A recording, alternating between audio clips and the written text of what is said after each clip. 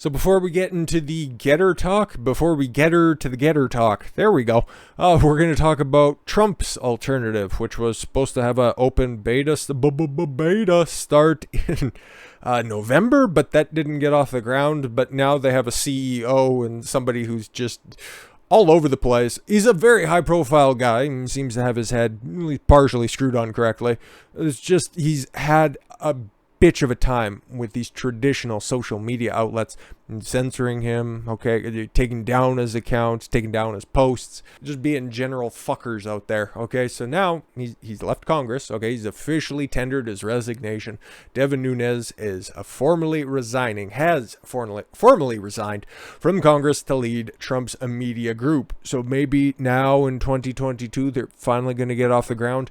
They should probably do it, hopefully by the spring, so that they can start, churning out content, okay? They can start making this connection between all these alternatives so that there is a force, okay? So that there is a tool to amplify the message, that there is a promotional vehicle for the different candidates for 2022, so that they have a voice out there, so that we can start pushing back against these other monopolies that are out there, because they're kicking this shit into fucking overdrive. But if you want to know more about Devin Nunes, we talked about that a couple of Sundays ago. Can't quite remember when, but he's in the thumbnail anyways. It's not really terribly important, because we're here to talk about people getting yeeted off of Twitter, okay? And Twitter, this is a bold move. Very, very, very bold move by them, because, okay, yeah, they got rid of Trump when he was still in office, right? He was still in office, and he got kicked off of every single social media platform out there. But to be fair, he was also on the way out, okay? Like, his loss was already fucking taken. Think of it what you will, but it was determined he would no longer be president at 12:01 p.m. January 1st, 2021. Or January 20th, 2021. He was going to be fucking yeeted. He was gone. His days were numbered. He only had 14, or whenever they kicked him off, 13 days left, okay?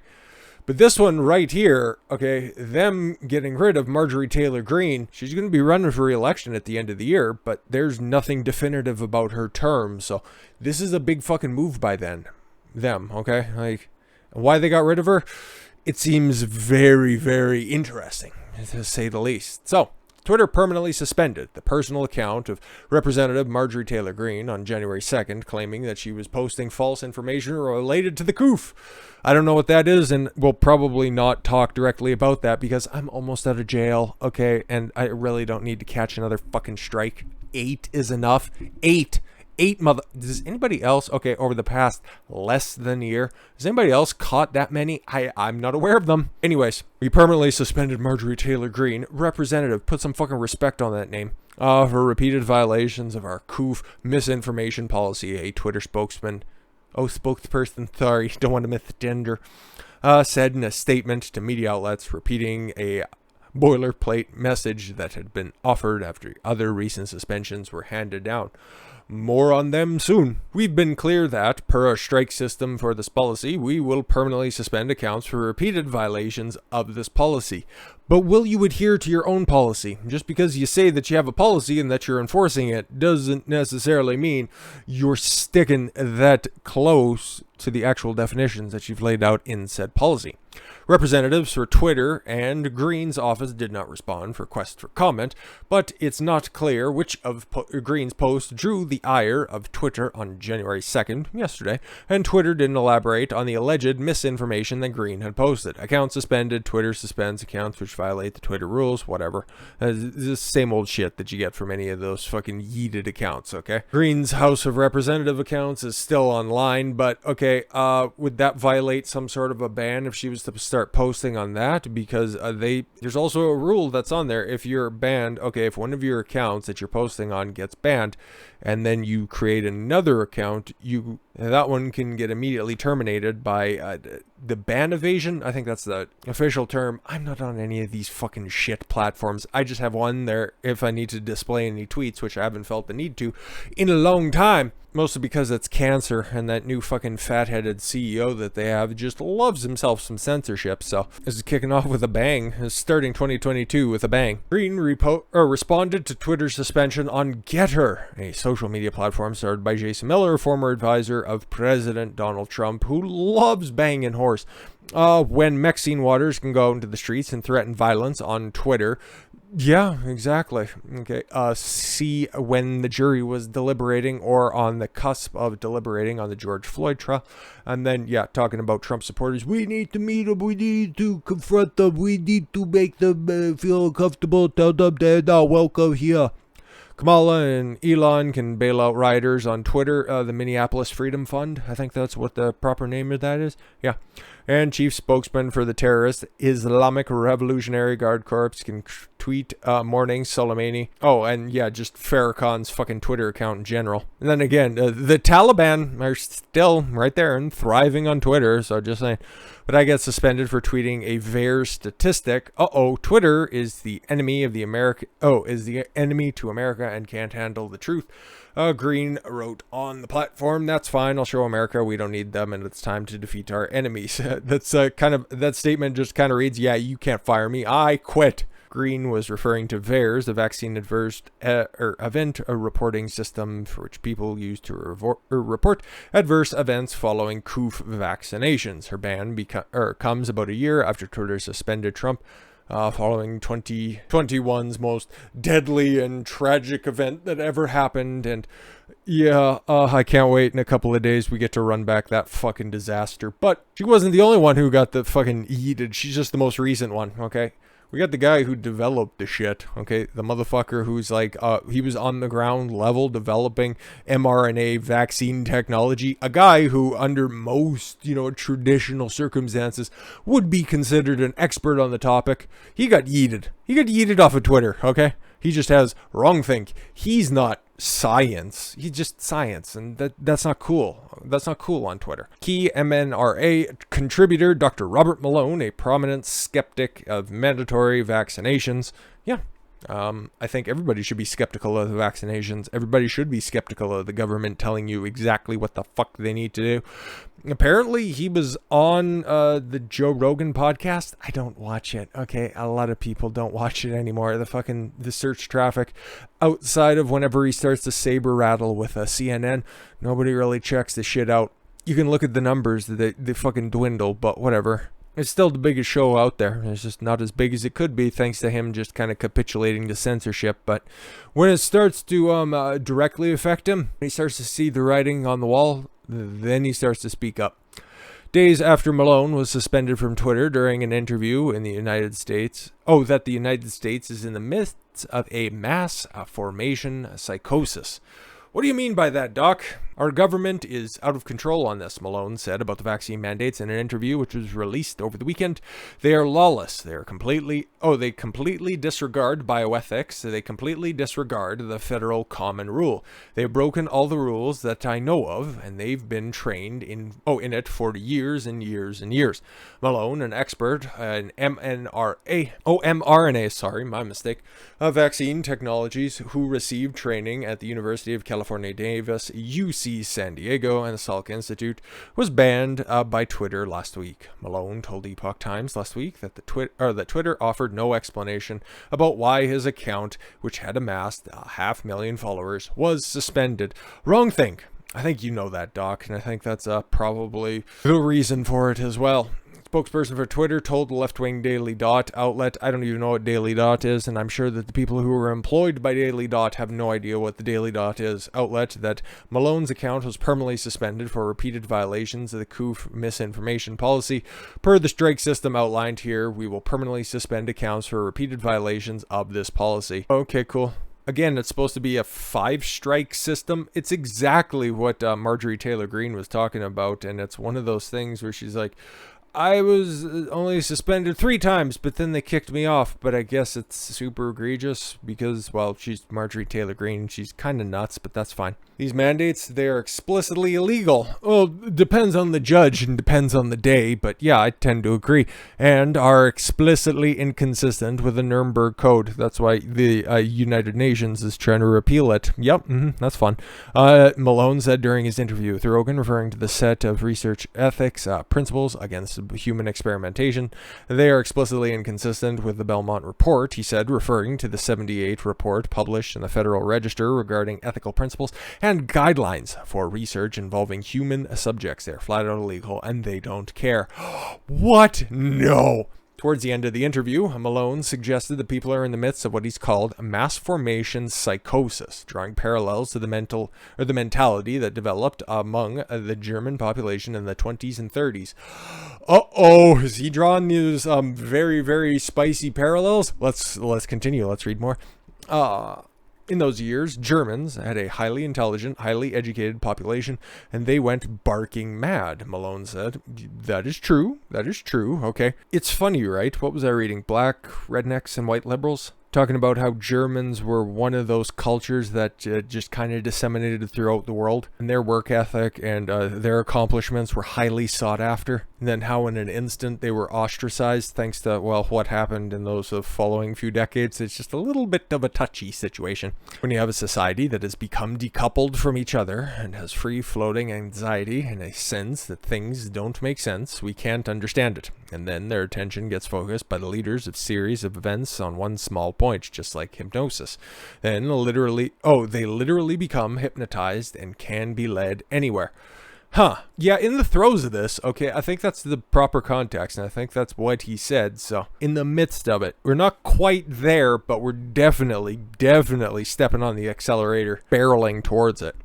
They will follow that person. It doesn't matter if they lie to them or whatever. Oh, hi, Dr. Fauci. Several years ago, he said, people were complaining the world doesn't make sense, and then they weren't connected socially anymore, except through social media.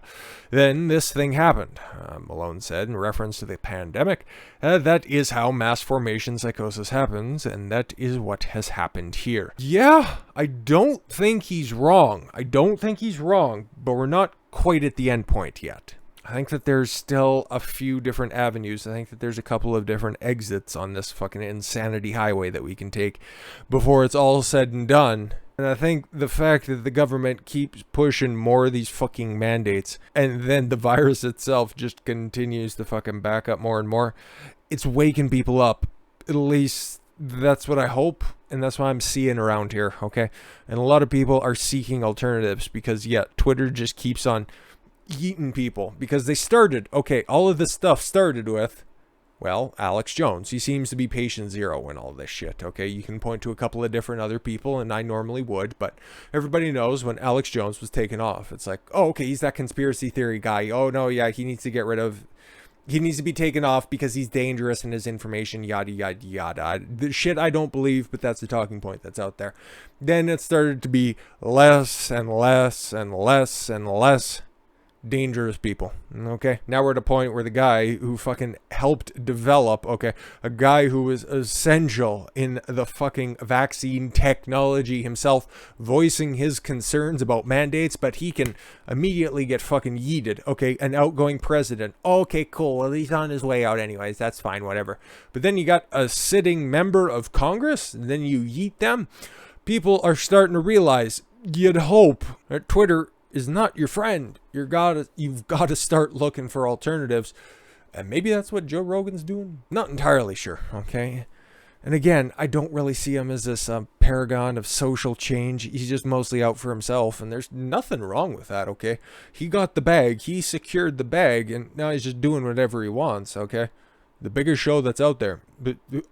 Big ups to him, okay? He's definitely the most successful branch that came off the Opie and Anthony tree. I couldn't be happier for him, okay? He's still a great UFC commentator, okay? I'm not a big fan of his comedy, but I know a lot of people are. And yeah, at one point in time, his podcast was firing on all cylinders. So, like it or not, he is a big taste maker in the scene.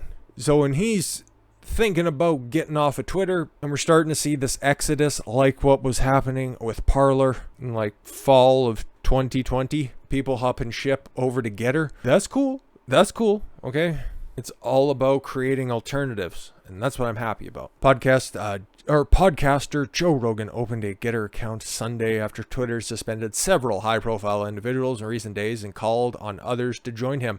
Just in case shit over at Twitter gets even dumber, I'm here now as well, okay? But again, he's not that big of a player on Twitter. It's mostly just posts. It's like, I just put up a new episode, or whoever runs his fucking account. So again, it's not the fact that he's out there stumping for GETTR, which is good. It's just starting to put bigger names on these smaller platforms, on these alternatives, because the way the GETTR is set up, you just take a look at a screenshot of that. I think I canceled my account. I just got rid of all of those fucking stupid social media accounts. I don't really care that much. I don't need to put up a cunty fucking reply to somebody out there just to, you know, to get some fucking points out there because I had a fucking witty phrase. I don't care that much. But no, it's set up exactly like Twitter. I think you just get significantly more characters out of your reply there. So maybe discourse is a little bit better than 280 characters that you get on Twitter. That's cool. That's fine. Do whatever you want. He shouted out Rumble before, and I really like Rumble, okay? Growing on that platform, they don't fuck you over one bit, okay? And things are actually starting to get better because it's something that I brought up before. Like, when you schedule a video, it used to just, you know, kind of default and put it in the timeline, and their timeline is really cleaned up, which is a fucking aces in my book. And maybe that's why those videos on the weekend that used to, when I'd post them, okay, get them ready in anticipation of what would be coming along, whatever day they were posted, that was the day that, yeah, okay, they would be scheduled for release, and they would be released at that time. I know this is like kind of fucking backroom content creator shit, but just follow me for a second. They're getting better, and this is awesome, okay? And this is what happens when people start supporting alternative tech. Features start to get implemented and things start to change. But when, yeah, you'd schedule a video, you'd upload it, and then you'd have it set for it. Let's just say I make a video, I'm anticipating going away for a weekend. Okay, I make all my videos, I get them ready to go on Tuesday. I have some videos scheduled for Saturday and Sunday. Okay, I upload them on Tuesday.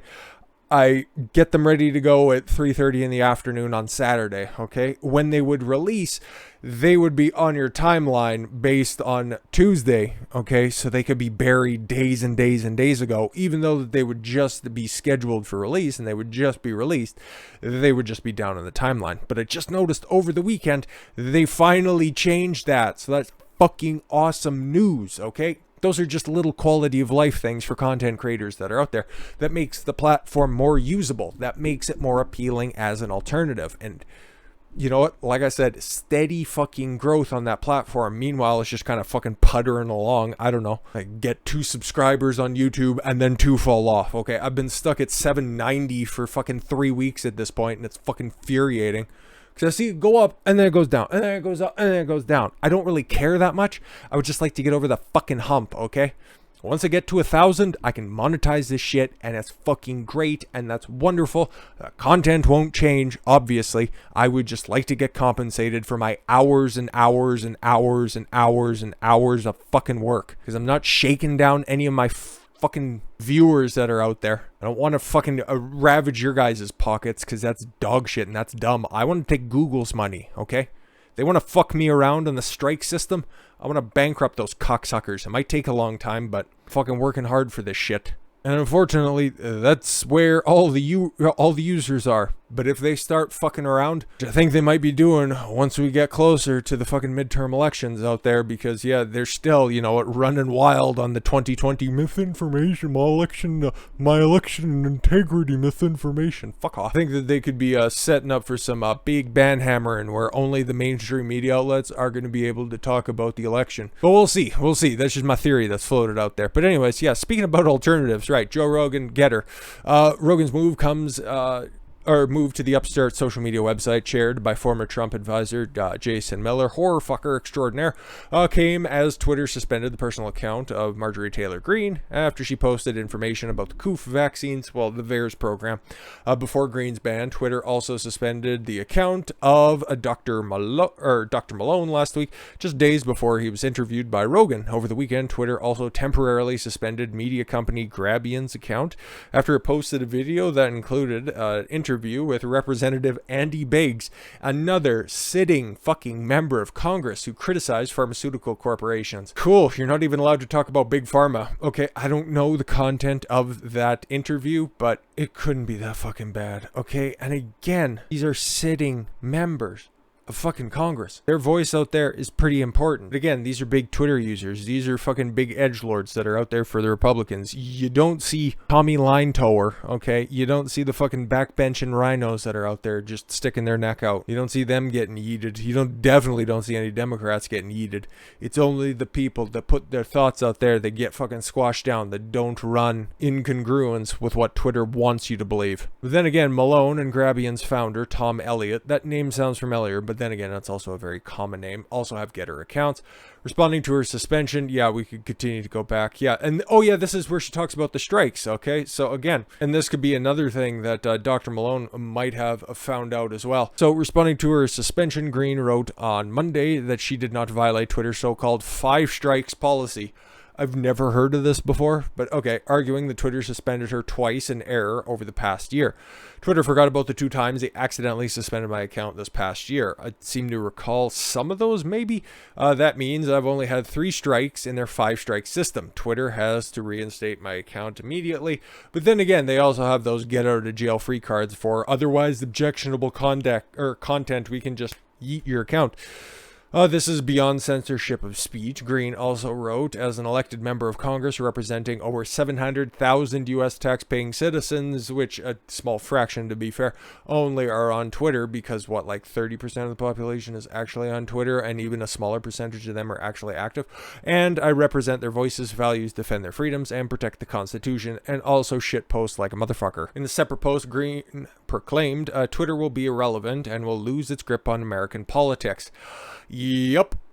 Otherwise, it'll just become a fucking liberal hive mind that everybody will just look at like a relic, like MySpace and Friendster and all that other dumb shit and Tumblr. Okay, because every time that these companies move to just be more and more censorious, they just end up losing their grip and their relevance. And you know what? If Twitter's going to be resigned to the dustbin of history, I couldn't care less, okay? Because nothing good, okay?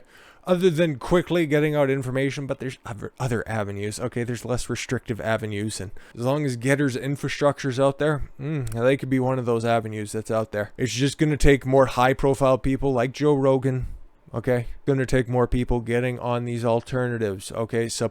Actively supporting these platforms, okay? Just because, yeah, I opened up a GETTR account, hopefully just in case, you know what? Oh, okay, in case the other one fucking self-immolates, so then I'll be over here. You gotta use both incongruent with one another, okay? They both have to be fucking viable. It isn't enough to just throw out the life raft out there. Oh, okay, cool. Well, you know what? If the big boys decide that they want to come for my head, then I can start using the other one. You gotta make the challenger out there, okay? Gotta create that platform. Throw your support behind them. That's why, like I've said multiple times, even in this video, I don't really give a fuck about these social media platforms. Whatever one takes off, that's cool, that's fine. But I'm on a bunch of different video hosting platforms because, yeah, YouTube is where all of the fucking audience is. I get it, I understand it. That's why we gotta play through these stupid fruity rules that are out there. Wanted to use another term, but again, that's why I'm also very, very, very active on Rumble and Odyssey as well. And if you guys are watching over on Odyssey, how's it going? If you guys are watching over on Rumble, and I know you are because I've seen those numbers continue to go up, which is awesome to fucking see. And you know what, them going public and them partnering up with locals, it's a great thing to see because it looks like 2022 is going to be the year that they start taking off, and hopefully they can start to challenge YouTube. And it's just going to take these different big outlets that are out there. I'm sorry, not big outlets, but the outlets creating pages and channels over on Rumble and over on Odyssey. And I wish those two fucking companies would stop bickering back and forth. Odyssey taking pot shots at Rumble. Okay, we get it. Rumble's starting to take off and you guys are feeling like you're being left out. Stop bitching about them. Fucking work your shit out, dummies. Once you guys both have fucking billions of active users, then you can start bickering amongst one another. But no, I want to see different video hosting websites because that's the future of information. Independent people that are out there. You don't have to like me, and if you aren't watching this long in the video, you don't like me anyways. You have to get your information either by doing your own research, looking up your own stuff, or putting your trust in some people who are just trying to do the fucking work that they haven't seen being done by the mainstream outlets, by the trusted, verified sources that are out there, okay? If we keep getting chopped down at the knees by these fucking big tech oligarchs, well, we gotta start building our own fucking outlets. So one person at a time, adding legitimacy, adding eyes to the product. It's only good. You don't have anything to hide, then you shouldn't fear the new exposure that's coming. I hope that's gonna be a central theme throughout this year. So today's the first official day of full brand new live-ish content, right? Well, because obviously this was recorded a couple hours ago, so recorded in 2020. How about that? First full day of that, and I'm looking forward to the rest of this year. Hopefully your guys' Monday was excellent. Hopefully Tuesday is getting off to a right, proper, great start wherever you find yourself. If you're watching this in the morning tomorrow, or if you're crazy enough to be watching this in the evening as well, have a great rest of your day. We'll catch you tomorrow. I thank you all very much for the gift of your time. I've been Don Consuelo. I want you to follow your gut and get after it. Take care, everyone.